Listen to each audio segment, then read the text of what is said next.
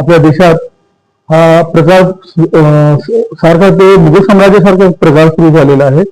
पूर्ण देश रस्त्यावर उतरला आहे. आपल्याकडे नीट घोटाळा असो, ईव्हीएम सेटिंग असो, की एक लोकशाही पद्धतीने आंदोलन करताना जे सुशिक्षित डॉक्टर्स आहेत त्या लोकांची मारहाण या देशात सर्वप्रथम पक्षाचे महाराष्ट्र नवनिर्माण विद्यार्थी अध्यक्ष अमित राजसाहेब ठाकरे हे जंतर मंतरला गेले. साहेबांनी तिथून सांगितले की या लोकांना प्रोटेक्ट करण्याची जबाबदारी आम्हा सगळं महाराष्ट्र नवनिर्माण सेनेच्या कार्यकर्त्यांना दिलेली आहे. जिथे जिथे लोकांना त्रास होत आहे तिथे तिथे जाऊन आम्ही त्यांना मदत करतोय. आणि उद्याच्या तारखेला महाराष्ट्र बंदची हाक दिलेली आहे प्रकाश आंबेडकर साहेबांनी. आम्ही त्यांच्या या आंदोलनामध्ये या देश बचाव या खूप मोठ्या प्रमाणात सहभागी होणार आहोत. माझी सर्व शाळा कॉलेज व्यापारी विद्यार्थ्यांना विनंती आहे की आपण सर्वांनी मोठ्या प्रमाणात या आंदोलनामध्ये भाग घेऊन या देशाला दाखवून देऊ की सर्वसामान्य नागरिक काय करू शकतात. जनतेची ताकद, जनता जनार्दन कशी असते, या हुकुमशाहीला कुठेतरी आपल्याला थांबवणं खूप गरजेचं आहे. आपण मुघलशाही सारखा हा मुघलशाहीचा दुसरा भाग दिसतोय कुठेतरी, त्या प्रकारे आपण या हुकुमशाहीच्या अंतर्गत चाललो आहोत.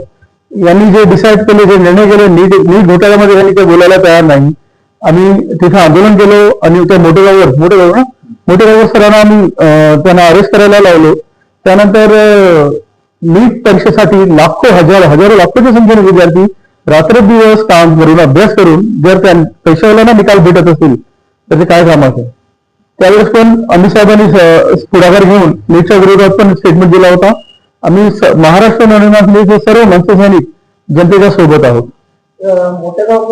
हे हुकुमशाहीचे जे प्रकार चालू आहे, आरोपी जरी असला तरी त्याचे एज्युकेशन सिस्टम म्हणजे भ्रष्टाचार चालूच आहे. म्हणजे हे खूप मोठे आमचे नशीबच खराब आहे जनतेचे. हे हुकुमशाहीचे प्रकार आहे ना. एखादा व्यक्ती पूर्ण भारताचे पेपर हॅक करतोय, नीटचे पेपर फोडतोय त्यांच्या स्वतःच्या मुनाफ्यासाठी, फायद्यासाठी. त्या रॅकेटवर भरलेल्यानंतर त्याची इमारत पाडली नाही, अतिक्रमण पाडलं नाही, त्याला मेडल भेटल्यासारखं आणखी मोठ्या प्रमाणात नीट घोटाळा घर म्हणून त्याच्या क्लासेस आता पण सुरू आहे. हे हुकुमशाही नाही का? हे सरकार मुघल साम्राज्यासारखे सरकार आहे. हे मुघल साम्राज्याचा भाग दुसरा असं वाटतं मला. हे काहीच करणार नाही. तुम्ही किती पण विरोध करा, काही पण करा, जेव्हापर्यंत पूर्ण देश रस्ता उतरणार नाही तोपर्यंत हे लोक सुधरू शकत नाही. नांदेड आपला भारत देश हा बांगलादेश आणि नेपाळसारखं जोपर्यंत होणार नाही तोपर्यंत काही परिवर्तन होऊ शकत नाही असं आम्हाला वाटतं. ते जेव्हा जनता जनार्दन असतो, जेव्हा जनतेचा खूप मोठा जे उतरतील रस्त्यावर कोणी जनता एकजूट होऊन जेव्हा उतरेल ना, तेव्हा कोणता खासदार आणि कोणता आमदार त्यांना जनता दाखवून देईल, कोणते मंत्री आणि कोणते प्रधानमंत्री आणि कोणते मुख्यमंत्री त्यांना त्यांची जागा दाखवणार. सेम नेपाळ व बांगलादेश सारखं. उद्याच्या आंदोलनाचा जे मोर्चा आहे त्या मोर्चाचा रूप दाखवलेला आपल्याला ऐट्यापासून सुरू होऊन ते शेतकरी चौकहून जुना मुंडा त्या भागात तो मोर्चा जाणार आहे. मोर्चा एकदम शांततापूर्वक जाणार आहे. सन्माननीय राजसाहेब ठाकरेंनी अगोदर सांगितलेलं आहे, अगोदर हात जोडून नंतर हात सोडून. दिल्लीचं पण आंदोलन हा शांततापूर्वकच होता. नंतर सत्ताधाऱ्याने प्रशासनाला जे घोळ करायला लावलं त्याचं उत्तर त्याने बघितलं.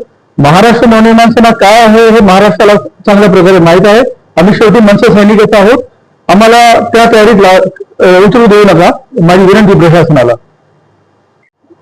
मी अब्दुल शफीक, शहराध्यक्ष महाराष्ट्र नवनिर्माण सेना.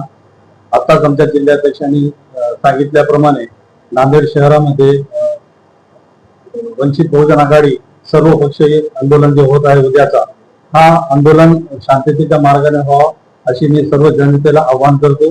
आणि शाळकरी मुलं सर्वसामान्य जनतेने सुद्धा या आंदोलनामध्ये सहभाग घ्यावा. हा आंदोलन कोणत्या राजकीय पक्षाचा नसून हा सर्वसामान्य जनतेच्या लढ्यासाठी उभा केलेला आंदोलन आहे. या आंदोलनामध्ये सर्वसामान्य जनतेने सुद्धा उतरावं आणि प्रशासनाला दाखवून द्यावं की ही जनता रस्त्यावर उतरल्यानंतर सत्तेची कायापलट करू शकते. हे उद्याच्या आंदोलनामध्ये प्रशासनाला बघायला भेटते.